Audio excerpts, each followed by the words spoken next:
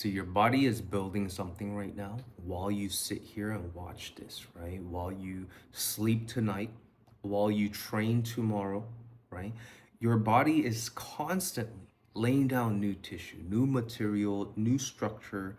And here's the part nobody really talks about, right? What it builds depends entirely on what you give it to work with, right? Give it the right signals, it builds something strong, pliable, and organized. Give it something wrong, right? And it builds something else, right? Something that stiffens, something that restricts, something that over the years turns you into a person who can't move the way they used to, right? So today we're going to talk about what fascia is actually made of and why that should change what you do starting today. So the last episode, I told you fascia is everywhere, one continuous web, right? From skull to soul. And I told you science threw it away for like 200 years. And I told you to press your fingers into your forearm to feel that layer between skin and muscle, right? That's the system we're going to study today. So today we're going to go inside it because understanding what something is made of tells you how to work with it. And right now, most people are working against their fascia without knowing it every day. So hopefully you fix that. The primary ingredient in fascia is a protein called collagen. Now, you heard that word before, probably in the context of skincare, anti-aging creams or supplements, right? Forget all that for a moment because collagen, like real collagen, what it actually is in your body is nothing like what those ads are selling. Collagen is a rope, biological rope, individual protein strands twist around each other to form a thread. Now, the thread twists together to form a fiber. Fibers bundle together into cables, and cables layer on top of each other, alternating direction like plywood. The structure can resist force from every angle. The result is one of the strongest materials biology has ever produced, right? Your Achilles tendon is mostly pure collagen and can withstand the equivalent weight of a small car before it fails. That's what's connecting your heel to your calf right now, right? Not because you're special, because that's what collagens do. And the collagen is the primary material your fascia is made from. The web we talked about last episode, that full body connective suit, is mostly rope, right? Incredibly organized, incredibly precise biological rope. But collagen alone isn't enough. Rope is strong, but doesn't spring back. You stretch a rope, it stays stretched. That's not what you want from a living tissue, right? So alongside the collagen, fascia contains a second protein. Elastin is what makes it recoil. It allows the tissue to stretch and snap back like a rubber band. You could pull it and it returns to its original shape. That's elastin doing its job. When you're young, right, your fascial tissue is rich in elastin. Things bounce back, right? You fall, you get up, right? Tissue recovers fast. As you age, if you don't take care of the system, elastin breaks down, right? Tissue loses its recoil. Things that used to bounce back don't. That's not just an aging story, that's a maintenance story. And maintenance starts with knowing what you're working with. Now, the third ingredient is one most people never heard of, and it might be the most important one out of the three. Ground substance is the gel everything lives in, right? Collagen and elastin or fibers, they're the structure, right?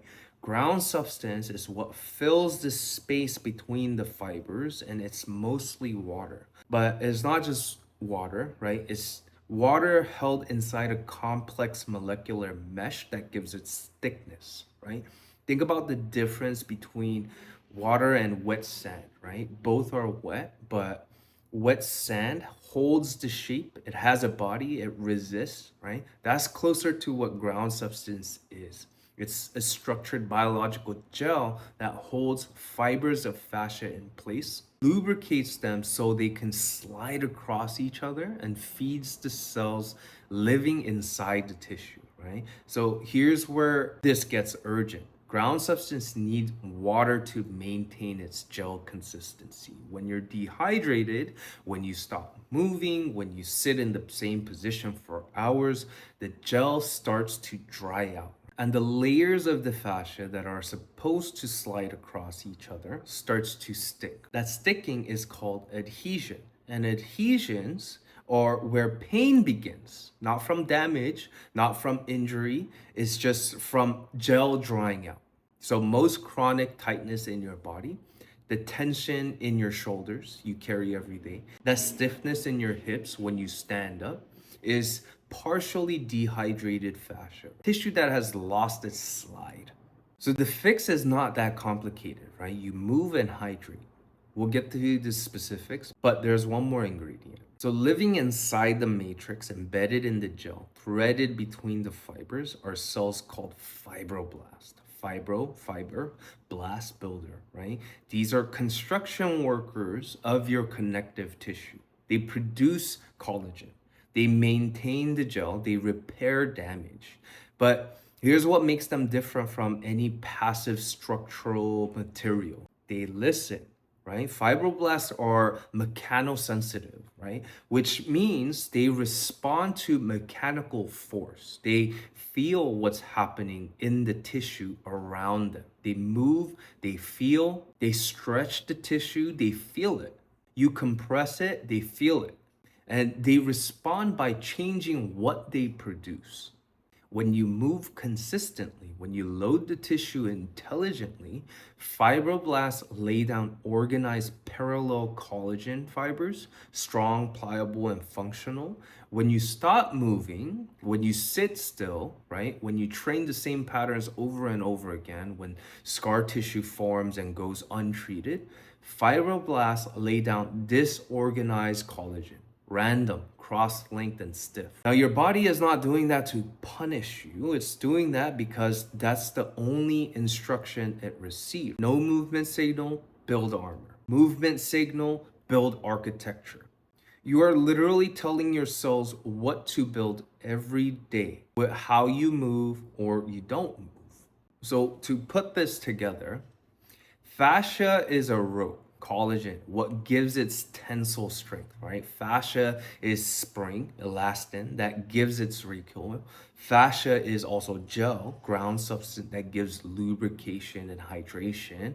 And living inside all of that are cells that are constantly remodeling the tissue based on the signal they receive from movement. This means fascia is not static, it is not fixed. It is not something that gets damaged and stays damaged. It's a living response, right? Constantly rebuilding system, right? Which means it can get worse, but it also means it can get better. So the stiffness you feel right now is not permanent, right? The restrictions you've been living with are not life sentences, right? But you have to give the system what it needs: movement, hydration, and intelligent loading. Not eventually, but now. So here's the assignment before the next episode. Go drink some water today, like medicine, because for your fascia, it is medicine. Your ground substance is gel. Gel needs water to stay fluid. Every hour you sit without moving, every hour you're dehydrated, that gel is thickening. Your layers are starting to stick, and that fibroblast inside that tissue are getting quieter signals, right? Building less architecture, more armor. You've probably heard stay hydrated 1,000 times.